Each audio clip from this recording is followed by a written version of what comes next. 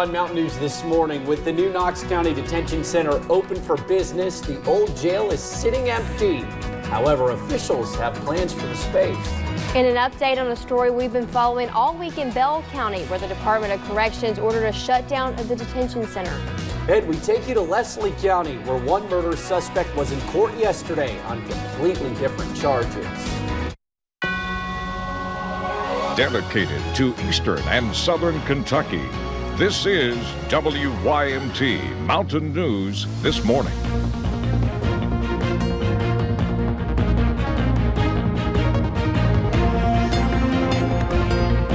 Good morning. The time is 6:34 on February 5th. I'm Madison Pargrum. And I'm Will Puckett. Thank you for tuning in to Mountain News This Morning on this Wednesday. On this Wednesday, it's been raining for a couple days now, and there's no sign of relief.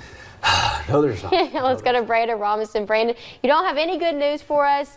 Sunday might be a little sunny. Sunday is the only bright spot in the entire forecast. Not only the next 7 days, maybe even beyond that. Let's take a look and see what's going on this WYMT Severe Weather Alert Day. We're looking again at the possibility of some heavier bands of rain moving through parts of the area this morning. We're continuing to track that. Fog and ponding water, two major issues this morning. So please be aware of that. Less than a mile visibility, Logan, Pikeville, Middlesboro.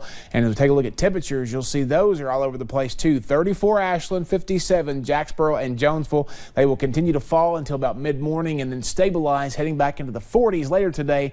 But our daytime high is actually at 11 o'clock tonight at 57. Warm air is going to surge in ahead of the front, and you'll see that a little bit later today. But the app forecast, you see rain chances off and on. I do think we get a break as we head into mid to late morning, but it'll be back this afternoon. And the area of concern is this evening, tonight, and early tomorrow morning. We'll talk more about that in a little bit. Madison?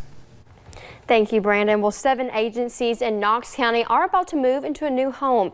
At the end of 2019, the new detention center opened, leaving the old jail empty. For the past 3.5 weeks, renovations have been in progress to make the old jail an annex center. WYMT's Emily Bennett went on a tour to find out their plans for the center. Plans have been in the works for this building for nearly 1 year. It's really going to help out all the way around. The opening of the new Knox County Jail left 6,500 square feet of possibilities for the county. And this is going to be the sheriff's office. We've got to put up a wall and everything. The sheriff's department leaving behind a cramped 1,200 square foot office. They've outgrew it several years ago, but they're going to move into about 3,400 square feet, so they're more than triple in size. Giving them more opportunities. They're going to have their own certification as far as evidence storage, interrogation rooms, and everything, and more room for their deputies. They will take the right side of the building. The left will be filled with several other agencies. All the renovations being completed in a cost-effective manner. We're using inmate labor to do the painting and a lot of the manual work. The facility also opening up parking all over downtown. This will relieve pressure where people can come over here and get business taken care of without having to circle the square so many times. Giving more convenience. But we've made quite a bit of progress. To the community. Again, that was Emily Bennett reporting. Now, the 6 other agencies that will occupy the building are Animal Control, 911 Addressing, Emergency Management, the Solid Waste Department, Driver's Licensing, and 911 Dispatch. They hope to have the Sheriff's Office moved in by the end of the month. Now to an update on a story we've been following all week in Bell County. That is where the detention center officials just learned the state will allow them to stay open. This in spite of an order given by the Department of Corrections Friday, demanding that the facility shut down by today. State officials cited an inoperable smoke ventilation system as the reason for that order. That ventilation system, though, was already almost fixed, according to jailer Gary Ferguson. He and other county officials met with the Department of Corrections on Monday in Frankfort to explain.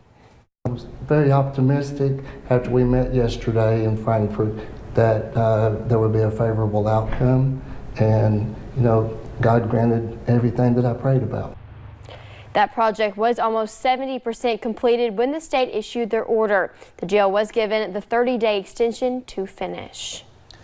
We are learning more details a week after several neglected horses were found in Grayson County. Sheriff Norman Chafin says several of the horses were just skin and bones. Deputies say 5 horses were taken from the property. One of those later died. Deputies say the 4 surviving horses are still hundreds of pounds underweight. The sheriff says a deputy was forced to put down one of the horses on the property because of its condition. Well, when you see anything, any animal suffering, you know, you never want to have to do that, but, you know, it's in the best interest of the animal for us to do that so they don't lay there and die. You know, I don't think that it was an intentional act, that she intentionally starved these horses. I just don't think she had the funds or the income to buy feed for them. The horse's owner, Shiloh Lee, is charged with cruelty to animals. Deputies say she lived across the street from the farm. And Alyssa Noble appeared back in court yesterday in shackles after her arrest last Wednesday. Police say she was in violation of her home incarceration while she awaits the case in which she's charged with murder. Back in 2017, authorities say she hit and killed Paige Hayes in downtown Hyden. But yesterday, she was in district court for charges stemming from her Wednesday arrest. Noble pleaded not guilty to public intoxication, and a not guilty plea was entered for tampering with physical evidence. Officials say she tried to use toilet water to alter a drug test. Paige Hayes' family was in the courtroom. I want her to know that every time she's in court, I want to be here. I don't care if it's on something unrelated. Like today is not really related to Paige's case, but I want her to know that every time she's in court, I'm going to be there. I'm not going to let nobody forget that my child was killed from the same actions that happened on last Wednesday. Noble will be in circuit court today for the charges she faces from the 2017 crash. And in relation to the 2 cases she was in court yesterday for, she'll be back in court next Tuesday at 9:30 a.m. One of the main connectors between Leslie and Harlan counties was shut down almost all day yesterday following a truck crash. The truck carrying ammonium nitrate hydroplaned and crashed, spilling most of its load. The chemical is a common fertilizer, but in eastern Kentucky, it's often mixed with diesel fuels and used at coal mines. Now, I was at the scene yesterday and learned more about how this crash happened. I mean, you'll pass these trucks every day on the highway. 8 tons of ammonium nitrate, which is used as a blasting agent and also a pesticide or a fertilizer, scattered across a Leslie County road when the driver of this truck says he hydroplaned and tipped it over.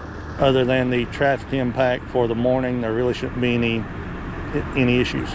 Right across from where this crash happened lives Lawrence Duff. The first thing I thought about is how close that I had come to doing that. Mr. Duff is a former coal truck driver, logging so many miles on the asphalt, he's lost track over the years. No idea. The driver of the truck is okay, able to escape out the top door of his big rig.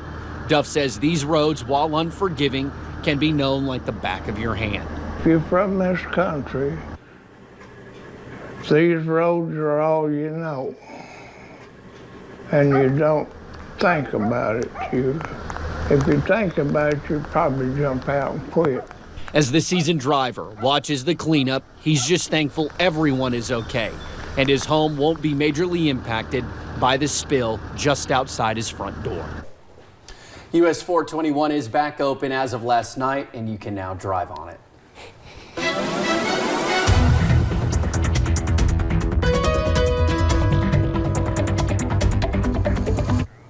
642, we're continuing to scan some heavier bands of rain moving into hazard now. Perry County, Leslie County, over into parts of Knox County.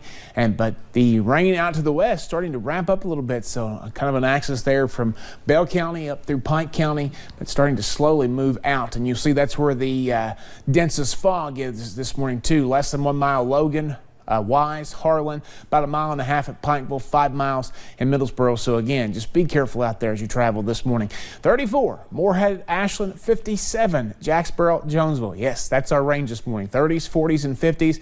We will stabilize a little bit in the mid to upper 40s by this afternoon, but our daytime high is not during the day. It's tonight, right before midnight, around 57 degrees. And then as we head into tomorrow morning, the overnight low is at midnight of 58 degrees. Wild and crazy weather, guys.